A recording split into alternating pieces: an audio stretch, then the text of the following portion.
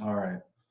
What's up, everyone? Mitch Barham here with the man, Matt Porter himself, right over there, somewhere in this box. Anyways, Left or right? Somewhere. yeah, left or right, somewhere around here. I don't know where I'm going to end up after I edit this. So, post Thanksgiving, we originally had a show recorded last week. I messed it up, not technologically savvy apparently. So, we're redoing it for you guys. So, let's start off, Matt. Big news. Everybody saw it. Everybody was jacked. Many people taken by surprise. You competed. So tell us about like the process, your decision to compete. What made you want to get back on the stage? How'd you feel on the stage? How'd you feel after the stage? Man, let's hear it. Everybody wants to know. Yeah, it was a surprise because I kept it under wraps.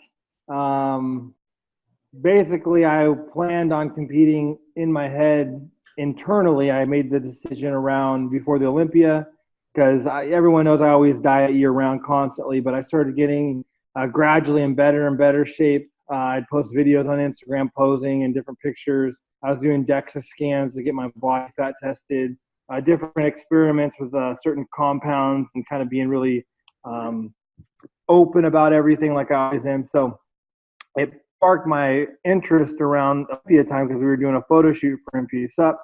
I figured if I look decent there, I have clients, pro athletes, doing the Lou Ferrigno Legacy Show November 19th. So around late September, I was like, man, that'd be cool to go, with my clients, not really tell anyone, but like slip into the show for the amateurs that weekend. So that's what I was kind of mentally training to do. Unfortunately, after October 1st, super stressful because we were down at the strip during that horrible event. Didn't get any sleep. I think that further ran down my immune system along with being lean and overtraining and traveling. I got sick with I thought it was a flu at first. Then I thought it was bronchitis. And then once I got my x-ray, it turned into pneumonia. So literally all of October, I was screwed where I couldn't train. Like I tried to train a couple of times, and that's when it probably transferred into bronchitis to pneumonia from weakening my immune system. So entire October was a wash. So in my head, I'm like, screw this. There's no way I'm going to compete at the Ferrigno show. Like I just lost a month of training. So I was looking at the schedule, and I'm like, well, maybe I can do the Excalibur December 12th or December 9th, which gives me 5 weeks if I start November 1st, trying to heal up my lung and just trying to train as best I can. Unfortunately, we have obligations December 12th. So basically, I made a really shotgun gut decision November 4th at the Las Vegas Classic Show. We had a booth for MPA Supps. I was wearing a tank top, ballsy for a month, but I stayed really perfect with my diet the whole time. And people were noticing that I was very lean and that I looked like I could compete, even though I was a little flatter and not as full from lack of training. And I was like, man, like if I can't compete at the Excalibur, like, can I pull off freaking 13-day prep? Then once I get a thought in my head, I'm the type that takes an inch and turns it into like a mile. And I'm like, I love challenges. So I'm like, screw it. I'm going to literally play this day by day, minute by minute. I'm going to prep for this freaking show in 13 days with recovering my lung, can't do hardcore cardio, can't train too hard, I have to pace myself. But I'm like, day by day, I'm going to enter the last minute. That's what I did. And I filmed the entire process, well, as best as I could. I've been very tired, but I filmed as much as I could during this 13-day prep.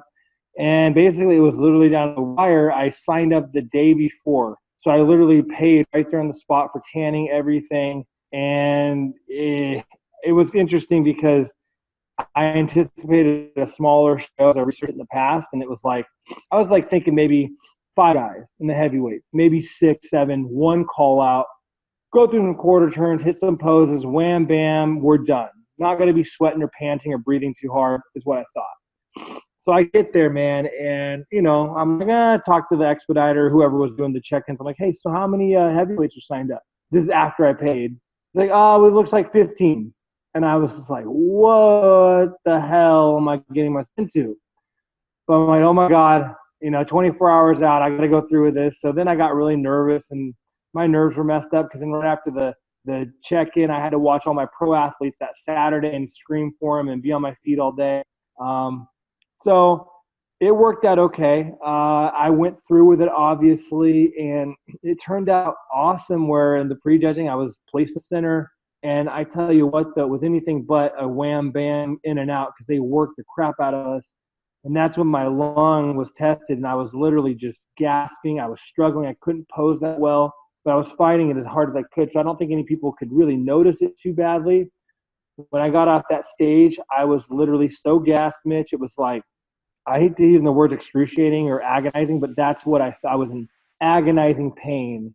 And I had all these people come up, or not all these people, I had two people.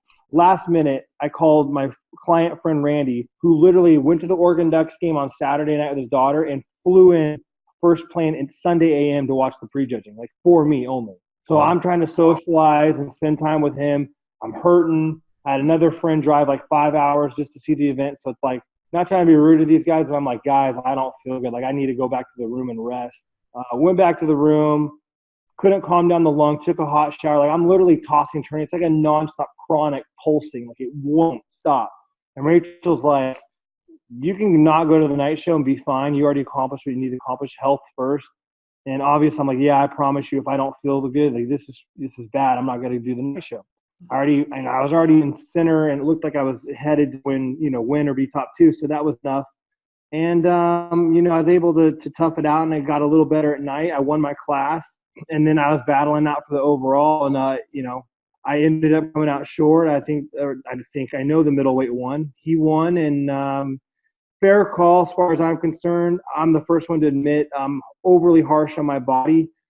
So in my opinion, my back never came back from my hiatus. And also I had a little lat issue as far as putting my TRT and like my injections in my right lat like an idiot instead of my glute. I didn't want any lumps in my glute. So I did something, I put that in my lat the last day before the show like an idiot. Because I only had 12 days I want to take my hormones all the way up till the day before the show because I needed all the assistance I can get with 12-day prep. So usually you cut stuff like that out a couple days in advance, like farther out, so you heal up, you don't have any inflammation. But I was like, screw it. And I did that, hit a nerve. So like my lat hurt. So whenever like my side chest and my side tricep hurt to press my arm against my lat. So I was hanging that there. Couldn't really spread my lat or hit my back double bicep. So I lost on my back. My back was, honestly, I hated it. It was garbage. I was happy with some of my front shots and side shots. A lot of people are, I think, unbiased. They were saying they had me winning the show, which meant the world to me. That was awesome. But at the end of the day, the overall package, that guy deserved it. He looked great. And that was that, man. It was great. I just wish I could have enjoyed my stage time more because I was in such pain and just trying to get through it. I couldn't, really, be in the moment, be in a social mood and, have fun. After normal prejudging, if you're in the middle and stuff and then you go hang out with your friends, you're in a good mood. I wasn't. I was kind of nervous and scared. I didn't feel good. So, it is what it is. It was a gamble to go do a show of this caliber with literally no real training for 6 weeks and feeling kind of like crap with my compromised lung. And in the video, I'll let everyone know I'm doing a compilation video of the last 12 days is, what I did for food, what I did for cardio, and, my half-ass training, all that stuff. But, this show, I want to be as healthy as possible, like my new approach with everything that people know about how I do things. And I didn't use a diuretic. I've done a couple of shows without a diuretic. I didn't cut my water.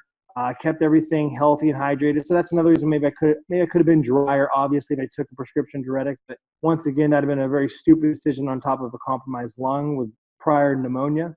I'll go over all that stuff, guys. The compilation video will probably come out when we get time after the holidays, maybe sometime in December, early December. Rachel will make it. So I'll disclose everything that I did, supplement-wise and all that stuff. So, it was cool, man. I was very happy to be on stage, and my look was different. My upper body's not as big and full as it was in 2014, but my legs surprisingly were maybe my legs were looked better because I was more balanced. I don't know if my legs improved. But yeah, I had a different look, but it was still not a bad look. I was happy with certain shots, so it's pretty cool. Yeah, you looked really good.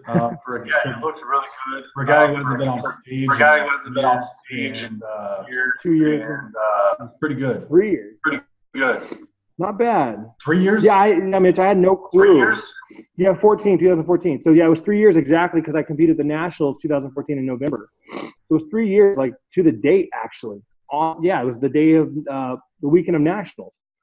So I had no clue all I saw was in the mirror and like really favorable pictures and lighting because I'm always gonna put out the best pictures and lighting. But like me going out there on stage, like I didn't have that confidence that I had back in 14 and 13 when I would, I'd be off backstage with my shirt off and my tanner on, my oil on. I just felt like round and full. And I was like, I had this confidence that I knew people recognized I was on point.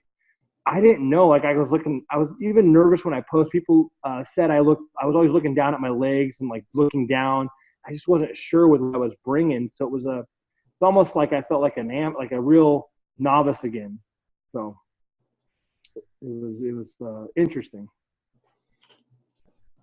So since we've seen Matt Porter on a stage for the first time in 3 years, is there hypothetically a chance of another Matt Porter reappearance on the stage in the future? Oh, I would say in the future. Yeah, I don't know the exact date, but like I was thinking, it just gave me more hope or more confidence to know, like, if I did that with the limitations and setbacks and I did okay, like, I think I can pull off a really decent showing and look in the future without doing stuff that I did in maybe 2014 and before that, with once again my healthier, safer approach. But don't get it twisted. Anything bodybuilding to this level that's untested and there's always going to be extremes. So even though I'm healthier, I'm not going to ever say that this is healthy because low body fat, overreaching, overtraining, even taking, whatever your TRT and then extra hormones, even though it's low dose, but a little bit above, certain levels of dosages, it's still not good in the grand scheme of things. But there's maybe a better approach, or maybe you don't have to do things quite as gung ho and crazy. So that's my whole envision of what could hold the future for me, is to show people that you can maximize things with the least variables and also the least amount of risk on your health. So yeah, there's probably the future as far as a date, I just don't know. Right on. So speaking of contest dieting, we just had Thanksgiving. Did you go crazy eating food that Thanksgiving, or did you keep it clean like I'm pretty sure I know you do? Yeah, actually, after that show, we went to not the Yard House. That was the only thing open, and I didn't eat anything crazy at all. I had some chicken and rice in teriyaki bowl, and I had ahi poke, and then the next day I got really ballsy and for me I had some protein bars and I had some beef jerky and smoked salmon, and that was it. And I had like a fruit smoothie from the mall, but I don't go crazy on cheats anyway, just because with my blood pressure and stuff, and I can have heart palpitations here and there. Like when I have like really junky, fattening food, like my metabolism is so crazy that like I get sped up and it freaks me out, like my heart rate and stuff. So I literally don't feel good when I have delicious, fattening food. So no, I didn't have anything crazy after the show. And Thanksgiving, I kept it clean with just white turkey breast. I had some rolls, no butter. For my carbs, I had some sweet potatoes, no butter, but some marshmallows and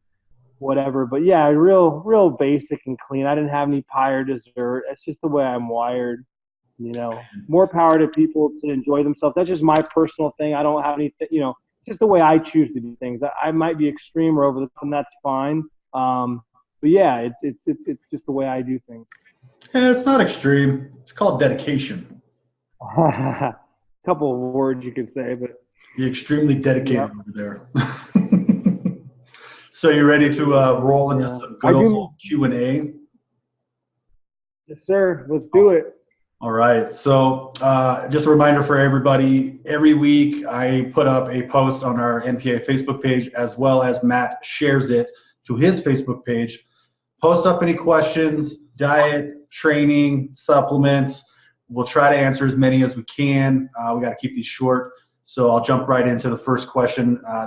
This one pertains to training frequency, and Adnan Saleme wants to know, what's your opinion on dividing weekly load over 2 to 4 sessions per week per muscle group, as opposed to doing weekly volume per muscle in each session?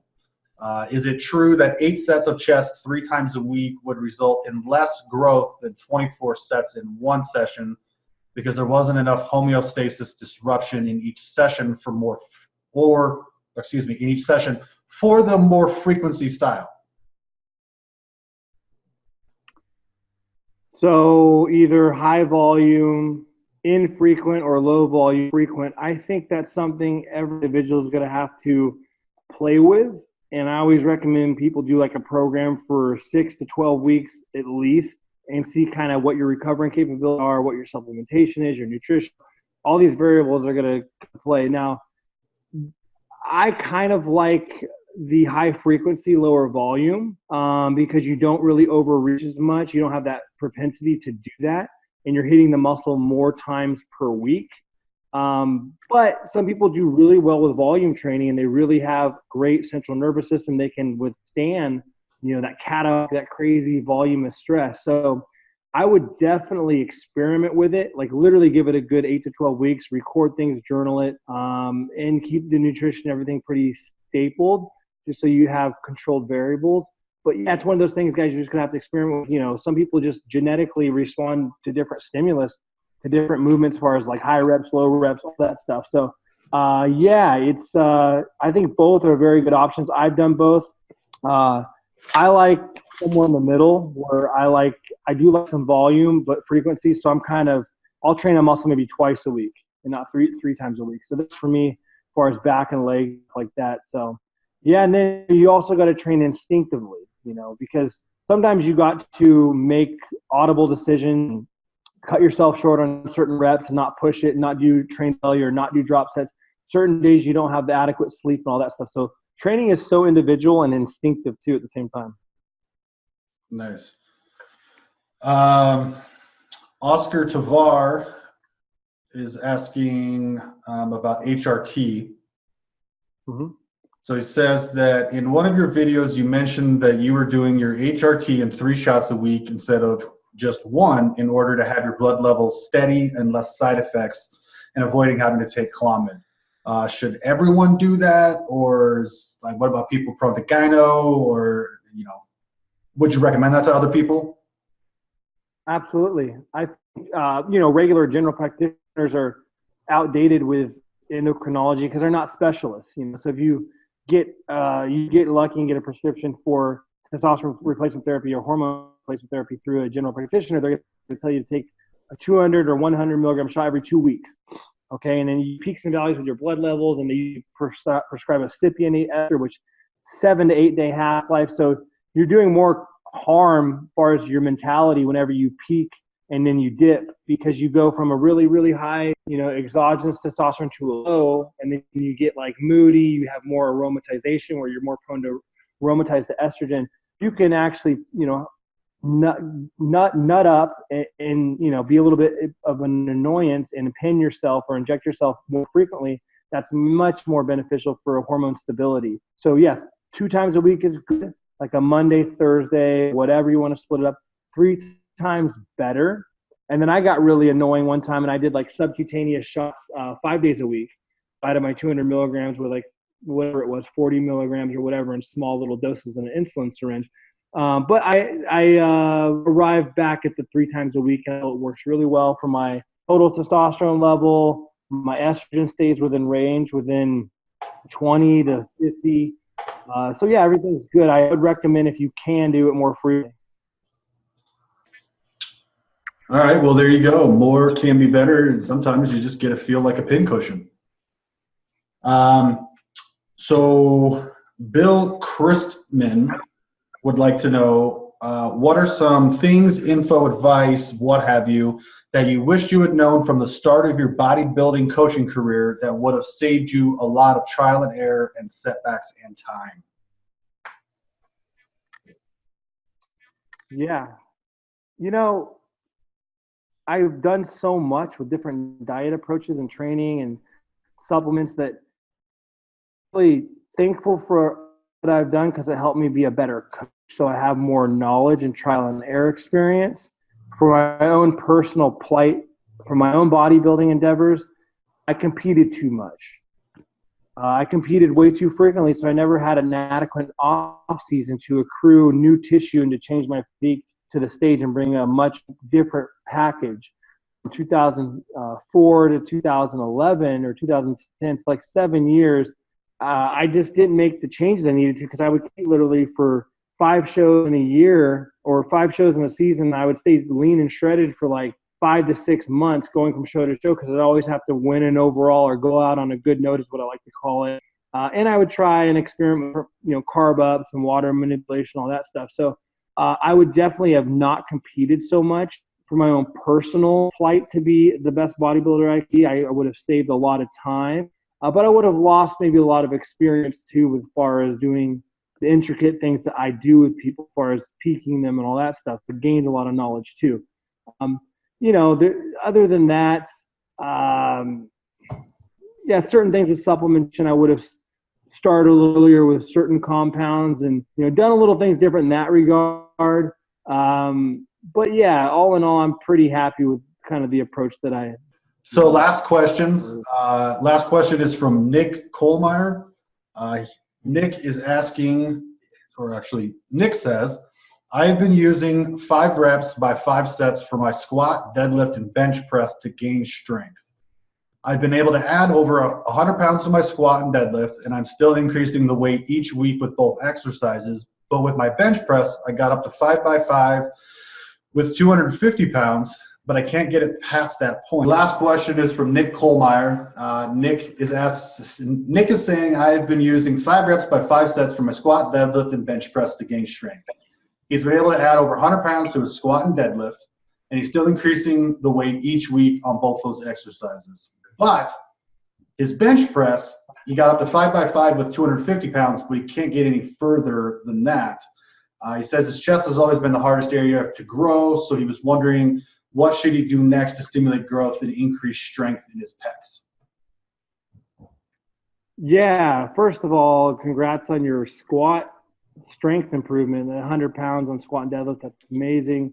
5 by 5, anything rep-wise lower than 6, actually lower than 8 is not optimal for hypertrophy, for muscle growth, for the cosmetic look that we're looking for muscle volume, all that stuff. But what you can do is take that 5 by 5 strength and then do a little phase where you convert over to sets of 10 to 12 reps, but you're graduating to a heavier weight in that 10 to 12 rep range that you would have had. And you gain that strength from the 5 by 5. Now, as far as your chest, now if you're plateaued, I wouldn't push it because you're so prone to chest or pec tears. Your tendons are very vulnerable. So I would graduate from the bench press and just do dumbbell work, do Smith machine work. If you're really trying to get your chest to grow, I know strength's one thing. Obviously, you want to keep practicing your bench, your 5 by 5 and stuff like that. But as far as to get your chest to grow, you really need to do a lot of different things as far as angles. And I really highly recommend dumbbells because your stability muscles, you have the ability to contract a little better. So I would definitely get really familiarized with dumbbell work for your chest, incline, decline, flat, and then go back to the barbell after messing with dumbbells for 6 to 8 weeks and go back to it and build yourself up, and you might bust through a plateau. But yeah, I know for hypertrophy, cosmetic reasons, that 5 by 5 is great, but you transfer all that strength you gain by the 5 by 5 and put it over to that 10 to 12 rep range with higher weight at that point. So yeah, they both kind of have a nice relationship. But yeah, I would definitely start playing with different variables regarding chest training, and that means new apparatus as far as exercises with machines, dumbbells, and not just the flat bench. There you go, Nick. Mix it up. So I think that's kind of all we got, man. You got anything else you really want to go over or talk about? No, just excited to try to get some new products for our company going, man. I think we have some cool stuff in store, and we're working hard for you guys to get it going. Trust me on that one. So nothing but the best from us, and I'm always get excited whenever we have new stuff, new projects coming out. There's some stuff in particular that's very tasty, I will say, that I'm really stoked about. So hopefully that meeting goes well with us on Wednesday. So Yeah, I was going to say we have that meeting on Wednesday, and crossing my fingers we can get her going quick, because I think, like you said, man, everybody's going to love it. I'm not even a bodybuilder, like, you know, bodybuilding memes.